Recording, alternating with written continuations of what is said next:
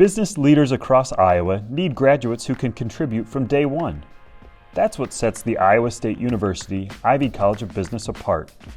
Our students are directly admitted to the college and their major on day one.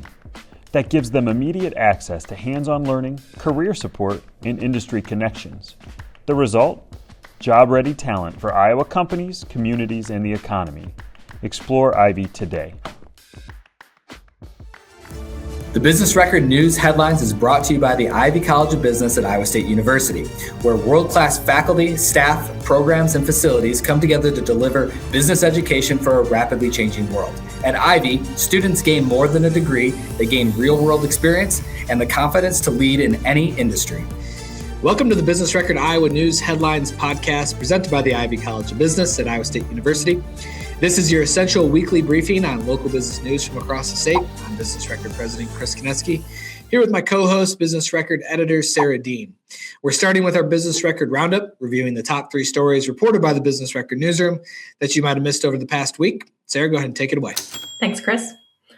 Lower occupancy at parking garages owned by the city of Des Moines means there is going to be ample parking space for new workers and residents populating the central business district. Driving the demand are new residential developments and workers from the city and American Equity's move into the former Nationwide building. City budget documents show that parking ramp occupancy in Des Moines has recovered since the pandemic, but not to pre-pandemic levels, leaving availability in public garages in addition to private ramps and surface lots. The city's parking revenue is increasingly coming from on-street parking, which has trended upward since 2023. Documents show on-street parking revenue will account for nearly half of the city's total parking revenue in fiscal year 2027 at more than $4.5 million. The nonprofit health agency Community and Family Resources is building a new behavioral health care facility and treatment center adjacent to its existing campus in Des Moines. The facility will provide outpatient and inpatient behavioral health and substance use treatment with a focus on making a full spectrum of services available at one specialized facility. Leaders said the $18.5 million project will help the organization increase regional treatment capacity and reduce delays in accessing care. In 2023, it had to turn away more than 600 people due to lack of space at its facilities across Iowa. The new facility is expected to open in summer 2027. Leaders of the Principal Charity Classic are targeting $100 million raised for Iowa youth charities by 2028, as the event marks 20 years of Principal Financial Group sponsoring the annual charity golf tournament. In the last 20 years, the tournament has raised over $73 million for initiatives aimed at improving education, health, and financial security for Iowa's youths, including more than $10 million last year. Among the tournament's charity partners are Blank Children's Hospital, where leaders said philanthropy helps pay for services otherwise not covered by insurance. Principal Financial Group CEO Diehn said the company will continue supporting the event as long as they see engagement across employees, clients, sponsors, and other large institutions in Des Moines. You can read all these stories in full and more news at businessrecord.com. Next up, we have our statewide headlines with the news you need to know from across Iowa. Casey's General Stores leaders said on a recent earnings call the convenience store chain plans to add at least 120 new stores in the fiscal year 2027 through an even mix of acquisitions and new builds. The planned addition of new stores puts Casey's at a 4% expansion rate, which is in line with a typical year. Casey's fiscal 2026 ended on April 30th, with its highest ever diluted earnings per share and net income up over 30% for the year. The Des Moines Register reports the state of Iowa is contracting with Amazon Web Services and Cognizant Government Solutions as part of Governor Kim Reynolds' ongoing effort to consolidate and centralize the state's IT services. The approximately 200 employees who work in the state's IT division will be laid off, and they will be offered jobs with Cognizant later this month, according to the announcement.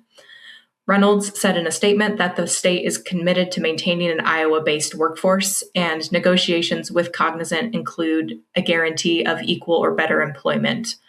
Cognizant will begin providing IT services to the state on August 3rd. The Corridor Business Journal reports global ingredient manufacturer Ingredion Incorporated, with a facility in Cedar Rapids, plans to acquire British food ingredient company Tate & Lyle in a deal valued at approximately $5 billion.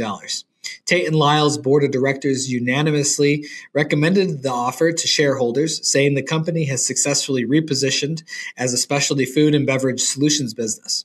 Ingredion serves customers in 120 countries globally, and its Cedar Rapids plant is one of the largest corn wet milling operations in the world. The Cedar Rapids Gazette reports some Iowa schools are at risk of defaulting on bonds taken out to fund facility projects as a result of property tax reform legislation signed by Governor Kim Reynolds last month. The legislation decreases the amount of sales tax funds allotted to schools from Secure and Advanced Vision for Education, known as SAVE, and increases the portion going to the state's Property Tax Equity and Relief Fund. More than 100 Iowa schools are now on an S&P Global watch list to monitor their credit rating as it anticipates challenges for school districts to comfortably cover loan payments. Iowa Public Radio reports that John Deere is hiring 50 employees back to work at plants in eastern Iowa. According to an announcement, the positions are split between the Dubuque and Davenport factories. The company said it has restored or hired over 400 positions in Iowa and Illinois since the beginning of the year due to improving market conditions. Deere laid off hundreds of Iowa employees in recent years as the global agriculture industry struggled. The company's construction and logging operations are driving its current growth and hiring. The Ivy College of Business at Iowa State University is proud to introduce the Emerging Leader MBA Scholarship, a full ride opportunity designed to develop Iowa's next generation of business leaders. Full ride, full potential. Learn more and apply online at the link in the show description. That's our show for today. But before we go, we got a couple of things for you to take with you through the rest of the week. One thing that's coming up, the latest episode of Iowa Economy is out now. This month, we check in on the banking economy and discuss the recent acquisitions of several Iowa banks. And lastly, one fun thing to know, celebrations are planned in Des Moines and Cedar Rapids this weekend for Juneteenth, marking the day when the last enslaved Americans were informed of the Emancipation Proclamation. You can visit the links in the description to learn a little more. Thanks for joining us today, and thanks to our sponsors, the Ivy College of Business at Iowa State University. Each week, you can count on us for a dose of balanced news with the context you need. If you enjoyed today's show, please like and subscribe. We'll see you back here next Wednesday.